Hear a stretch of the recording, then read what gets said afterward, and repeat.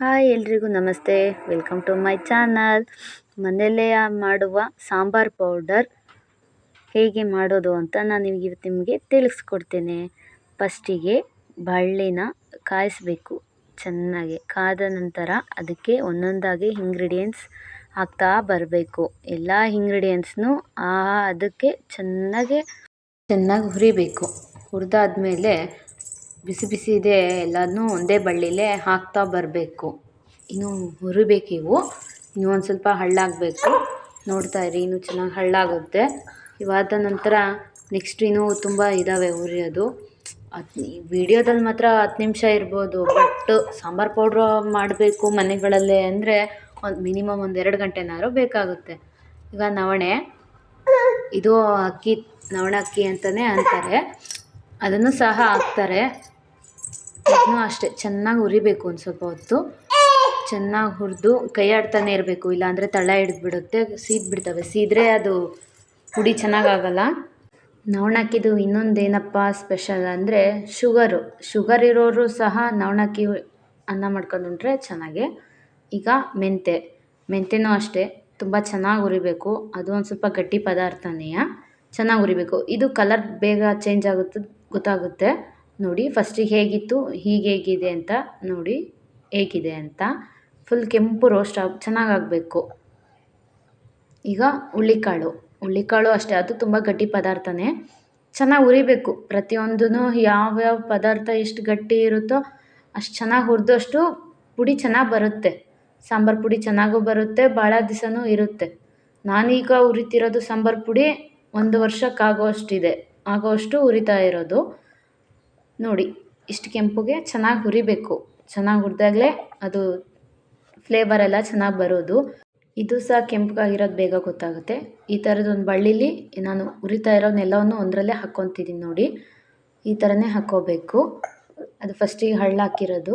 Next ತೊಗರಿಬೇಳೆ, ಇದನ್ನು ಅಷ್ಟೇ ಒಂದು ಸ್ವಲ್ಪ ಇವು ಬೇಗ ಸೀದ್ಬಿಡ್ತವೆ ನೋಡಿ. ಕೈಯಾಡ್ತಾನೆ ಚೆನ್ನಾಗಿ ಹುರಿಬೇಕಿನ್ನು, ತುಂಬ ಕೈಯಾಡಬೇಕು. ಕೈಯಾಡ್ತಾ ಇದ್ರೇ ಸ್ವಲ್ಪ ಚೆನ್ನಾಗಿ. ಕೆಲವೊಂದನ್ನು ಸ್ವಲ್ಪ ಕೈಯಾಡಿ ಹಾಗೆ ಬಿಡಬೇಕಾಗುತ್ತೆ. ಇನ್ನು ಕೆಲವೊಂದನ್ನು ಮೇಲೆ ಕೆಳಗೆ ಮಾಡ್ತಾನೆ ಬೇಕು, ಹಂಗಾದ್ರೆ ಚೆನ್ನಾಗಾಗುತ್ತೆ.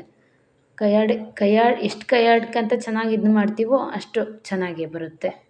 ಕೈಯಾಡಬೇಕು, ಹಿಂಗೆ ಕೈಯಾಡ್ತಾನೆ ಇದ್ದು ನೋಡಿ, ಹಿಂಗೆ ಬರಬೇಕು ನೋಡಿ. ಆದರೂ ಎಲ್ಲ ಒಂದೊಂದು ಸೀದ್ಬಿಟ್ಟಿದ್ದಾವೆ, ಅಷ್ಟೊಂದು ಸೀದಿಲ್ಲ, ಚೆನ್ನಾಗಿ ಬರುತ್ತೆ, ಜಾಸ್ತಿ ಸೀಸಂಗಿಲ್ಲ ಅಷ್ಟೇ. ನೆಕ್ಸ್ಟು ಅಕ್ಕಿನೂ ಚೆನ್ನಾಗಿ ಒಂದು ಸ್ವಲ್ಪ ಇದು ಮಾಡಬೇಕು. ಇದು ಇಲ್ಲಾಂದರೆ ಬೇಗ ಸೀದ್ಬಿಡುತ್ತೆ, ಸ್ವಲ್ಪ ಕೈ ಆಡ್ತಾನೆ ಇರಬೇಕು. ಅಕ್ಕಿನ ಜಾಸ್ತಿ ತೊಗೊಳಕ್ಕೆ ಹೋಗ್ಬಾರ್ದು. ನಾವು ಬೇರೆ ಅಂಗಡಿಗಳು ಎಷ್ಟು ತೊಗೊಂಡಿರ್ತೀವೋ ಅದಕ್ಕಿಂತ ಒಂದು ಸ್ವಲ್ಪ ಕಮ್ಮಿನೇ ತೊಗೋಬೇಕು ಅಕ್ಕಿ ಜಾಸ್ತಿ ಹಾಕೋದಕ್ಕೆ ಹೋಗಬೇಡಿ. ನೆಕ್ಸ್ಟ್ ಗೋಧಿನೂ ಅಷ್ಟೇ ಚೆನ್ನಾಗಿ ಹುರಿಬೇಕು. ಅದು ಒಂದು ಸ್ವಲ್ಪ ಗೊತ್ತಾಗ್ಬಿಡುತ್ತೆ, ಒಂದು ಸ್ವಲ್ಪ ದಪ್ಪ ಆಗಿಬಿಡುತ್ತೆ ಅದು ಹುರಿತಾ ನೋಡ್ಕೊತ ಹುರಿಬೇಕು. ಅಂದರೆ ಯಾವುದೇ ವಸ್ತುನೇ ಆಗಲಿ, ಯಾವುದೇ ಪದಾರ್ಥ ಆಗಲಿ ಸೀಸಕ್ಕೆ ಹೋಗ್ಬಾರ್ದು ಅಷ್ಟೇ. ಚೆನ್ನಾಗಿ ರೋಸ್ಟ್ ಮಾಡಬೇಕು. ಚೆನ್ನಾಗಿ ರೋಸ್ಟ್ ಮಾಡಿದಷ್ಟು ಟೇಸ್ಟ್ ಸಿಗುತ್ತೆ ಅಲ್ವಾ. ಸೀಸಿದ್ರೆ ಅದು ಒಂಥರ ಸೀದ ವಾಸನೆ ಬರುತ್ತೆ, ಅಥವಾ ಪುಡಿ ಸಾಂಬಾರಿಗೆ ಹಾಕಿದಾಗಲೂ ಸರಿ ಹೋಗಲ್ಲ. ಈಗ ಬಟಾಣಿನೂ ಅಷ್ಟೇ ಚೆನ್ನಾಗಿ ಹುರಿಬೇಕು. ಚೆನ್ನಾಗಿ ಹುರಿದು ಚೆನ್ನಾಗಿ ಗೂರಾಡಬೇಕು ಫಸ್ಟು. ಅದು ಸ್ವಲ್ಪ ಗಟ್ಟಿ ಪದಾರ್ಥನೇ ಅಲ್ವಾ, ಚೆನ್ನಾಗಿ ಗೂರಾಡಿದಷ್ಟು ಚೆನ್ನಾಗಿ ನೀಟಾಗಿ ಗೂರಾಡ್ಕೊಂತಾನೆ ಇರಬೇಕು, ಇಲ್ಲಾಂದರೆ ಸೀದ್ಬಿಡುತ್ತೆ ನೋಡಿ. ಇದು ಸಹ ಕಲರ್ ಎಷ್ಟು ಬೇಗ ಚೇಂಜ್ ಆಯಿತು. ಹಂಗೆ ಈ ಥರ ಕಲರ್ ಚೇಂಜ್ ಆಗಿ ನೀವು ಸ್ವಲ್ಪ ಬ್ರೌನ್ ಕಲರ್ ಬರೋ ತನಕ ಹುರಿಬೇಕು. ಹಿಂಗೆ ತೆಗ್ದು ತೋರ್ಸೋಕ್ಕಾಗ್ತಿಲ್ಲ, ಗುಂಡುಗಿರಂಗಿಂದ ಹೋಗ್ತಿದೆ. ನೆಕ್ಸ್ಟ್ ಹೆಸ್ರು ಕಾಳು ಅಷ್ಟೇ, ಅದು ಸಹ ಹುರಿತಾ ಕಲರ್ ಚೇಂಜ್ ಆಗುತ್ತೆ, ಕೆಂಪಗಾಗುತ್ತೆ, ಅದು ಸಹ ಗೊತ್ತಾಗುತ್ತೆ. ಸ್ವಲ್ಪ ಬಿಟ್ಟಿದ್ದೀನಿ, ಸ್ವಲ್ಪ ಬಿಸಿ ತಾಗಲಿ ಅಂತ. ಈಗ ಚೆನ್ನಾಗಿ ಗೂರಾಡಬೇಕು. ಈ ಥರ ಕೈಯಾಡ್ತಾನೇ ಇರಬೇಕು. ಚೆನ್ನಾಗಿ ಕೈಯಾಡಿದ್ಮೇಲೆ ನೋಡಿ ಕಲರ್ ಚೇಂಜ್ ಆಗಿದೆ, ಎಷ್ಟು ಕೆಂಪಗೆ ಚೆನ್ನಾಗಿದ್ದಾವೆ ನೋಡಿ. ಈ ಥರ ಚೆನ್ನಾಗಿ ಹುರಿಬೇಕು ನೋಡಿ, ತೋರಿಸ್ತಿದ್ದೀನಿ. ಈಗ ಚೆನ್ನಾಗಿ ಆಗಿದೆ, ತೆಗಿತೀನಿ. ಇದನ್ನೂ ಹುರಿದಾಗಿದೆ. ನೆಕ್ಸ್ಟು ಜೀರಿಗೆ, ಒಂದು ಸ್ವಲ್ಪ ಮಸಾಲೆ ಸಾಮಾನ ಓವರ್ ಹೀಟ್ ಮಾಡೋಂಗಿಲ್ಲ, ಸ್ವಲ್ಪ ಲೋ ಫ್ಲೇಮಲ್ಲೇ ಇಟ್ಕೋಬೇಕು. ಇದನ್ನು ಅಷ್ಟೇ ಚೆನ್ನಾಗಿ ಹುರಿಬೇಕು, ಕೈಯಾಡ್ತಾನೆ ಇರಬೇಕು, ಇಲ್ಲಾಂದರೆ ಸೀದ್ರೆ ಇವು ಅಷ್ಟು ಚೆನ್ನಾಗಾಗಲ್ಲ. ಚೆನ್ನಾಗಿ ಹುರಿಬೇಕು. ಮತ್ತು ಏನೇನು ಸಾಮಾನು ಹಾಕಿದ್ದೀನಿ ಅಂತಂದು ವಿಡಿಯೋ ಕೊನೆ ತನಕನೂ ನೋಡಬೇಕು ನೋಡಿ. ಇನ್ನೂ ಏನೇನು ಸಾಮಾನು ಅಂತಂದು ಇಲ್ಲಿ ಗೊತ್ತಾಗಲಿಲ್ಲ ಅಂದರೂ ನೆಕ್ಸ್ಟ್ ಲಾಸ್ಟ್ ವೀಡಿಯೋದಲ್ಲಿ ಗೊತ್ತಾಗುತ್ತೆ ಏನೇನು ಹಾಕಿದ್ದೀವಿ ಅಂತ ಅಂದು. ನೆಕ್ಸ್ಟು ಕಡಲೆಕಾಳು ಅಷ್ಟೇ, ಅದು ಗೊತ್ತಾಗುತ್ತೆ ಚೆನ್ನಾಗಿ, ಅಂದರೆ ಬೇಗ ಸೀದ್ಬಿಡುತ್ತೆ. ನೋಡಿ ಚೆನ್ನಾಗಿ ಹುರಿಬೇಕು ಅಷ್ಟೇ. ಯಾವುದೇ ಪದಾರ್ಥ ಆದ್ರೂ ಸೀಸಂಗಿಲ್ಲ ಅಷ್ಟೇ. ನಾನು ಪ್ರತಿ ಸಲನೂ ಹೇಳ್ತಿದ್ದೀನಿ ಸೀಸಂಗಿಲ್ಲ ಅಂತಂದು. ನೋಡಿ ಆ ಥರ ಸಿಪ್ಪೆ ಬಿಡುತ್ತದು, ಚೆನ್ನಾಗಿ ಹುರಿದ್ರೆ ಕಡಲೆಕಾಳು ಚೆನ್ನಾಗಿ ಸಿಪ್ಪೆ ಬಿಡುತ್ತೆ. ನೆಕ್ಸ್ಟು ಉದ್ದಿನಬೇಳೆನೂ ಅಷ್ಟೇ, ಇದು ಒಂದು ಸ್ವಲ್ಪ ಬೇಗ ಹಂಗೆ ಪೂರ್ತಿ ಕಪ್ಪಾಗ್ಬಿಡುತ್ತೆ, ಸೀದ್ಬಿಡುತ್ತೆ. ನೋಡ್ಕೊಂಡು ಹುಷಾರಾಗಿ ಕೈ ಆಡಿಸ್ತಾ ಬಿಸಿ ಮಾಡಬೇಕು, ಹುರಿಬೇಕು ಚೆನ್ನಾಗಿ. ಯಾವುದೇ ಪದಾರ್ಥ ಆಗಲಿ ಸೀಸಕ್ಕೆ ಹೋಗಬಾರ್ದು, ಪಿಸ್ಕ ಮಾಡಬಾರ್ದು.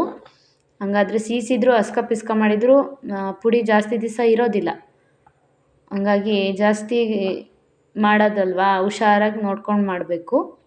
ಚೆನ್ನಾಗಿ ಗುರಾಡ್ಕೊಂತಾನೇ ಇರಬೇಕು ಯಾವುದೇ ಪದಾರ್ಥ ಹಾಕಿದ್ರು. ನೋಡು ಈಗ ಕೊತ್ತಂಬರಿ ಕಾಳು, ಇದನ್ನು ಅಷ್ಟೇ ಓವರ್ ಹೀಟಲ್ಲಿ ಬಿಸಿ ಮಾಡೋ ಹಾಗಿಲ್ಲ, ಸ್ವಲ್ಪ ಲೋ ಫ್ಲೇಮಲ್ಲಿ ಇಟ್ಕೊಂಡು ಬಿಸಿ ಮಾಡಬೇಕು. ಇವು ಅಷ್ಟೇ ಬೇಗ ರೋಸ್ಟ್ ಆಗಿಬಿಡುತ್ತೆ. ಕೈ ಆಡಿಸ್ತಾನೇ ಇರಬೇಕು, ಚೆನ್ನಾಗಿ ಕೈ ಆಡಿಸ್ಕೊತಾನೆ ಬಿಸಿ ಮಾಡಬೇಕು. ಬಿಸಿ ಆಗುತ್ತೆ ಅನ್ನೋದು ಗೊತ್ತಾಗುತ್ತೆ ನಮಗೆ. ಸ್ವಲ್ಪ ಬಿಸಿ ಆದರೂ ಒಂದು ಸ್ವಲ್ಪ ಕಲರ್ ಚೇಂಜ್ ಆಗಿಬಿಡುತ್ತೆ. ಇದು ಚೆನ್ನಾಗಿ ಕೈ ಆಡಬೇಕು, ಒಂದು ಸ್ವಲ್ಪ ಕೈ ಆಡೋದು ಬಿಟ್ಟರೂ ಸಹ ಬೇಗ ಸೀದ್ಬಿಡುತ್ತೆ. ನೋಡಿ ತೆಗೆದಾದ್ಮೇಲೆ ಈಗ ಫುಲ್ ಮಸಾಲೆನೇ ಸಿಗುತ್ತೆ. ಮಸಾಲ ಅಂಗಡಿಗೆ ಹೋಗಿ ಮಿಕ್ಸ್ ಮಸಾಲ ಕೊಡಿ ಅಂದ್ರೇ ಕೊಡ್ತಾರೆ ಸಾಂಬಾರು ಪೌಡ್ರಿಗೆ ಅಂತಂದು. ನಾವೆಲ್ಲ ಊರಲ್ಲಿ ಬರ್ತಾರಲ್ವ, ಅವ್ರ ಹತ್ರನೇ ಮಸಾಲ ಮಾರೋರು, ಅವ್ರ ಹತ್ರನೇ ತೊಗೊತೀವಿ. ಅವರೆಲ್ಲ ಥರದ್ದು ಕೊಡ್ತಾರೆ. ಲಾಸ್ಟ್ ವೀಡಿಯೋದಲ್ಲಿ ಇದನ್ನು ಸಹ ಏನೇನು ಅಂತಂದು ಹಾಕಿರ್ತೀನಿ ನೋಡಿ. ಇವನು ಅಷ್ಟೇ ಮಸಾಲ ಪುಡಿ, ಮಸಾಲೆ ಹಾಕೋ ಸ್ಪೈಸಿ ಐಟಮ್ ಮಾತ್ರ ಜಾಸ್ತಿ ರೋಸ್ಟ್ ಮಾಡೋಂಗಿಲ್ಲ, ಜಾಸ್ತಿನೂ ಇಟ್ಕೊಂಡು ಬಿಸಿ ಮಾಡೋಂಗಿಲ್ಲ. ಏಲಕ್ಕಿ ಇದು ಲೋ ಫ್ಲೇಮಲ್ಲಿ ಇಟ್ಕೊಂಡು ಬೇಗ ಬಿಸಿ ಮಾಡಬೇಕಷ್ಟೆ. ನೋಡಿ ತೋರಿಸ್ತೀನಿ ನಾನು. ನೋಡಿ ಇನ್ನು ಬಿಸಿ ಆಗಬೇಕಿದು. ಸ್ವಲ್ಪ ಗ್ಯಾಸ್ ಕಮ್ಮಿನೇ ಇಟ್ಕೋಬೇಕು, ಉರಿ ಕಮ್ಮಿ ಇದ್ದರೆ ಚೆನ್ನಾಗೇ ಇವು. ನೆಕ್ಸ್ಟು ಕಲ್ಲುವ್ವು ಅಂತ, ಇದು ಮಸಾಲೆ ಮಾರ್ತಾರಲ್ವ, ಅಲ್ಲಾರ ತೊಗೊಳ್ಳಿ ಅಥವಾ ಅಂಗಡಿಲೇ ಹೋಗಿ ಕೇಳ್ಕೊಂಬನ್ನಿ. ಇವೆಲ್ಲ ಹಾಕಬೇಕು, ಇವೆಲ್ಲ ಹಾಕಿದರೆ ಸಾಂಬಾರು ಪೌಡ್ರು ಚೆನ್ನಾಗಿ ಬರುತ್ತೆ. ಎಲ್ಲ ಮಸಾಲ ಐಟಮ್ನು ಎಲ್ಲ ಲೋ ಫ್ಲೇಮಲ್ಲೇ ಇಟ್ಕೊಂಡು ಹುರಿಬೇಕು ಚೆನ್ನಾಗಿ. ಕೈ ಆಡ್ತಾನೆ ಇರಬೇಕು, ಸುತ್ತಲೂ ಹುರಿಬೇಕು ಅಂತಂದು ನೀಟಾಗಿ ಹುರಿಬೇಕು. ಅವು ಜಾಸ್ತಿ ಸೀಸಂಗೂ ಇಲ್ಲ, ಅಂದರೆ ಅವು ಬೇಗ ಸೀದ್ಬಿಡುತ್ತೆ. ಇದು ಚಕ್ಕೆನೂ ಅಷ್ಟೇ ಬೇಗ ಸೀದ್ಬಿಡುತ್ತೆ. ಸ್ವಲ್ಪ ನಿಧಾನಕ್ಕೆ ಉರಿ ಇಟ್ಕೊಂಡು ಜಾಯಿಕಾಯಿನೂ ಹಾಕಿದ್ದೀನಿ ಇದರಲ್ಲೇ. ನೀಟಾಗಿ ಹುರಿಬೇಕು ಚೆನ್ನಾಗಿ ಹುರಿತಾ ಬಂದ್ರೇ, ಎಲ್ಲ ಸಾಮಾನನ್ನು ಚೆನ್ನಾಗಿ ಹುರಿದ್ರೇ ಸಾಂಬಾರು ಪುಡಿ ಚೆನ್ನಾಗಿ ಬರುತ್ತೆ. ತುಂಬ ದಿವಸನೂ ಇಟ್ಕೋಬೋದು. ಚೆನ್ನಾಗಿ ಹುರಿಬೇಕು. ಇನ್ನು ಚಕ್ರ ಮಗ್ಗು ಮತ್ತು ಏನೋ ಅಮ್ಮ ಏನೋ ಹೇಳಿದರು, ಮರ್ತೋಯ್ತು. ಅವನು ಸಹ ಹುರಿತಿದ್ದೀನಿ. ನಿಮ್ಮ ಸಾಂಬಾರು ಪುಡಿಗೆ ಎಷ್ಟು ದಿನಸಿ ಹಾಕಿರ್ತೀರೋ ಅದಕ್ಕೆ ತಕ್ಕನಂಗೆ ಮಸಾಲೆ ಐಟಮ್ನೂ ಸಹ ಹಾಕ್ಕೋಬೇಕು. ಅರಿಶಿನ ಕೊಂಬು ಅಷ್ಟೇ, ಅದನ್ನೂ ಅಷ್ಟೇ. ಅದು ತುಂಬ ಗಟ್ಟಿ ಇರುತ್ತಲ್ವ, ಚೆನ್ನಾಗಿ ಬಿಸಿ ಮಾಡಿ ಮತ್ತೆ ಕುಟ್ಟಿ ಮತ್ತೆ ಬಿಸಿ ಮಾಡಬೇಕಾಗುತ್ತೆ. ಅದನ್ನ ಬೇಗ ಬಿಸಿ ಆಗೋದಿಲ್ಲ ಅದು, ಮತ್ತು ಚೆನ್ನಾಗೂ ಆಗೋದಿಲ್ಲ. ನೀಟಾಗಿ ಪುಡಿ ಮಾಡಬೇಕು. ಅದನ್ನ ಒಂದು ಸ್ವಲ್ಪ ಮನೇಲೇ ಒಂದು ಸ್ವಲ್ಪ ಅರ್ಧ ಪುಡಿ ಮಾಡಿ ಮತ್ತೊಂದು ಸಲ ಹುರಿದು ಮಿಲ್ಲಿಗೆ ಕಳಿಸ್ಬೇಕಾಗುತ್ತೆ. ಇದನ್ನಂತೂ ತುಂಬ ಹೊತ್ತಾಯಿತು ಹುರಿಯೋಕತ್ತಿ, ಆದರೂ ಸಹ ಬೇಗ ಆಗಲಿಲ್ಲ. ಕರಿಬೇವು ಅಷ್ಟೇ ಚೆನ್ನಾಗಿ ಹುರಿಬೇಕು. ಸ್ವಲ್ಪ ಕೈಯಲ್ಲೇ ಪುಡಿ ಆಗೋಂಗೆ ಹುರಿಬೇಕಿದ್ನ, ಫುಲ್ ಹಸಿ ಹೋಗೋದಕ್ಕೆ. ಮತ್ತು ಒಂದು ಸ್ವಲ್ಪ ರುಚಿಗೆ ಇರಲಿ ಅಂತಂದು ಉಪ್ಪನ್ನು ಸಹ ಹಾಗೆ ಹಾಕೋಂಗಿಲ್ಲ, ಹುರಿದೇ ಹಾಕಬೇಕು. ಉಪ್ಪನ್ನು ಚೆನ್ನಾಗಿ ಹುರಿಬೇಕು. ಅದನ್ನು ತಳ ಹಿಡಿದ್ಬಿಡುತ್ತೆ, ಅದೊಂಥರ ವೈಟ್ ಆಗಿಬಿಡುತ್ತೆ. ನೋಡಿ ಎಲ್ಲವೂ ಒಂದು ಬೇಸನಿಗೆ ಹಾಕ್ಕೊಂಡು ಈ ಥರ ಬಿಸಿ ಮಾಡಿ ಎಲ್ಲವೂ ಹಾಕಿದ್ಮೇಲೆ ಹುರಿದ್ಮೇಲೆ ಕೈ ಹಾಕೋದಕ್ಕೆ ಹೋಗೋಂಗಿಲ್ಲ. ಚಮಚದಲ್ಲೇ ಸಹ ಚೆನ್ನಾಗಿ ಚೆನ್ನಾಗಿ ಮಿಕ್ಸ್ ಮಾಡಬೇಕು. ಚೆನ್ನಾಗಿ ಮಿಕ್ಸ್ ಮಾಡಿದ್ರೇ ಚೆನ್ನಾಗೆ. ಅಮ್ಮ ಅದಕ್ಕೆ ಮೆಣಸಿನ್ಕಾಳು ಹಾಕ್ತಿದ್ದಾರೆ, ಸ್ವಲ್ಪ ಖಾರ ಬರಲಿ, ಚೆನ್ನಾಗಿ ಇರಲಿ ಅಂತಂದು.